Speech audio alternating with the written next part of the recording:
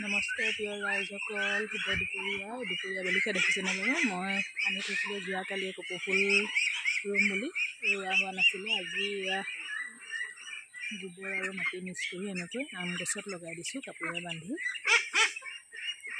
অহা বছৰকে ফুলিব আৰু অহা বছৰকে ফুলিলে বহুত লগাব লাগিব, সেইটো কাৰণে এবছৰ কপৌ ফুলজোপা ৰুই দিছোঁ। সেইজোপা দেখিছে নহয়, তেনেকৈ মাটি চিষ্টেমত মাটি আৰু গোবৰটো ভৰাই দিছোঁ। এইফালে কাপোৰ দি, এইফালে কাপোৰটো এনেকৈ আনি গাঁঠি দি বান্ধি ৰাখিছোঁ, যাতে মানে বৰষুণ দিলেও মাটিটো ওলাই যাব নোৱাৰে। তাৰ কাৰণে ইয়াত ব্যৱস্থা কৰি ৰাখিছোঁ পলিথিনটোতে আপুনি অলপ ওলাই আছে, দেখাই দিছোঁ। পলিথিনটো অলপ তলত পলিথিনটো দি দিছোঁ, অলপ মাটিটো খাপ খোৱাৰ পিছত শিপাটো ধৰাৰ পিছত পলিথিনটো মই উলিয়াই দিম আৰু কাপোৰখন এৰুৱাই দিম শিপাটো ধৰাৰ পাছতে।